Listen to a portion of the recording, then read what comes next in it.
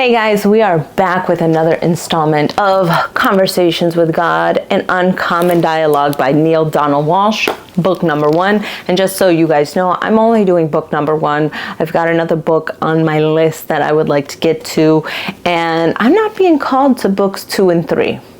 I don't know why. I'm not being called to those.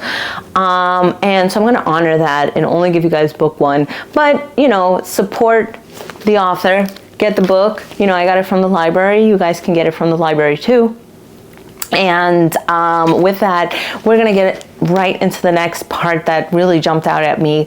And this is a question that I have asked many, many, many times. And I even think I've discussed this on here. So let me read to you guys the paragraph and share with you guys what my insights are regarding this, okay?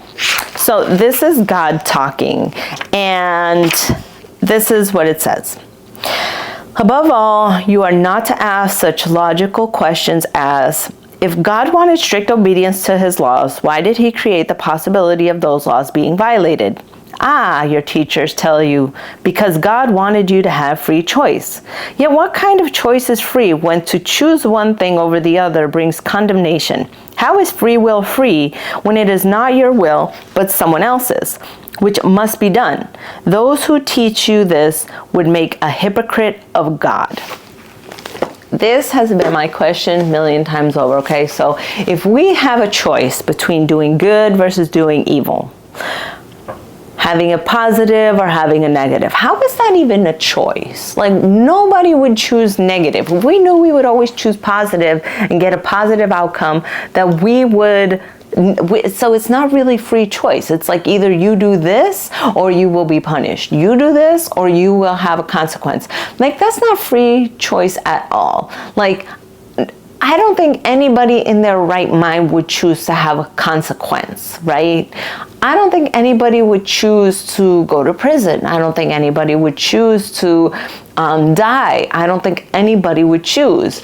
Yet, when they tell you, you have free will, free choice, but yet one of the choices is a negative, why? Like, you don't have free choice in that respect. And so, coming upon this question, I've been doing a lot of thinking about, what does it mean to have free will? What does it mean to have choice? And it's not a matter of, hey, what does it mean to react and to not react? What does it mean to step into like a choice versus not stepping into that choice, waiting and having divine intervention come to you? Like, I'm on this manifestation journey and learning a lot about what it means to deal with the inner demons that I have in terms of trying to get what I want, along with self-worth, along with feeling deserving, feeling like it's possible, feeling like it's for me, feeling like a whole bunch of stuff that I've been wrestling with, right? And I feel like, if I make a choice that's going to impact me 100% and it would give me what I wanted, I would choose that thing 100% of the time. There would be no ifs, ands, or buts. Yet we cannot know what the outcome of a decision is going to be till we make that decision. So let's say I have a decision to have a business partner, right? And there's 3 people. I can have 1, I can have 2, I can have all 3, I can have a combination of them, and I can also just not have them, or I can go with somebody else completely that is not even in that list. So there's many options that I have. That's a choice, right? Yet, a lot of people will make that choice on, hey, I need to make this choice right now. This has to happen immediately. And that is usually where issues happen. That's where a lot of problems happen, when you just have this instinctive desire that has to happen immediately. That is a red flag. When you have to do something immediately, it is a 100% red flag that you are going down the wrong path. And that is really hard because we want to feel like, hey, our gut instincts are going to lead us down the right path. But I actually watched this interview. He's like this CIA guy with really poofy curly hair. Oh, I don't know his name off the top of my head, but I'll put a link in the description if I remember to do that. And he says, yeah, your gut instincts, incorrect. Do not follow them. Do not listen to them. Immediate instincts are fueled by a lot of things that have happened and erroneous information. So how do we actually get information to make a decision if we have free will? It is to actually take time, put space between you and the decision to think about it, to actually, and here's the thing is that if you have to make a decision and you're like, you know what, I'm going to wait until the feeling subsides of the immediacy that needs to happen and I still have no answer, that's your answer. You don't do anything. Like the magic conch says, do nothing, right? That's a SpongeBob reference if you didn't know. So one of the things that I like to do is whenever I feel like I have to react immediately, I stop myself and I say, okay, I don't know the answer right now. Let me think about it. Let me wait. And usually an alternative outlet, an alternative choice that I could never have imagined actually pops up. Never would have been like, hey, this is what I need to do. This is what like, never in my life could I come up with this choice in my life. But that's a muscle. That's a muscle that you have to work out because we always want to think that our instincts are correct. We always want answers right now. We always want to make the decision immediately so we don't sit in that uncomfortable limbo. Like limbo, I think is like the worst feeling in the world for me. It's that moment where I feel like, hey, I'm hungry. Instead of like eating right now, let me sit in this and actually make a decision about what I can eat that's going to be healthy for me, provide me nutritious, balanced diet. Because if I'm like, hey, I'm hungry, I'm gonna pick Doritos and nachos and chips and chocolate and milkshakes. Like I'm gonna just do the thing that would make me smile for like 5 minutes.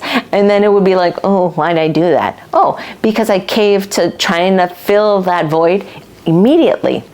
So again, when you have a decision that you need to make and you feel like you have to make it immediately, you got to stop. You got to absolutely stop.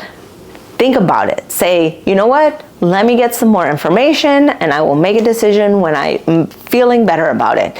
But if you're feeling like I have to do this, I have to take this job, I have to, get this girlfriend, I have to get this boyfriend, I have to make this investment, I have to do this, I have to do that. Like right now, it is a surefire way to go down the wrong path. And it might look like the right path. Hell, it might even be the right path for a short-term gain. Short-term gain. And it might give you satisfaction in the moment, but long-term, I can guarantee you that it's not going to pan out how you think it pans out. So build the foundation of whatever decision you're making on thought, on working with the universe, God, the creator, or whatever you call it, and partnering with somebody who has way more information. Something that I just recently heard that I thought was pretty interesting was there was a woman who was looking, for a partner on, the apps like that you swipe and you go on dates, those apps, right? And she knew instinctively that she should get off the apps, but her brain kept convincing her, well, what if my guy is on here? What if my potential soulmate is on this? And the question posed to her was like, do you not think that the universe is capable to bring you a soulmate off of the apps? Like, what you're doing is saying like, here, universe, let me make it as easy as possible for you because I know this is difficult. So I'm going to help you, universe, to bring me this man that I think is my soulmate. And that's just like a crazy notion. It's like when you partner up with the universe, know that you're partnering up with the strongest force in the world and that you don't have to make a decision right now. You don't have to brute force your way into success, into love, into any area of your life. And I think I just went off on like a really, really big tangent about free will. But this was what I got from it. And so I hope you guys enjoyed that. Again, I'm going to put a link to the book in the description, or get it from your library. Support the author. I'm going to put a link to my book. It's about journaling, because journaling, prayer, meditation have been pivotal in my own journey of spirituality, and I think that you guys could really benefit from it. I'm going to put a link to my podcast if you guys want more of me. I usually do a little podcast Monday through Fridays. I think I link it on my YouTube too. I'm pretty sure that it shows up on my YouTube, but if you want it, on your earbuds while you're on the treadmill, there's like 200 and something episodes on there. So with that, I hope you guys enjoyed this. Love you guys.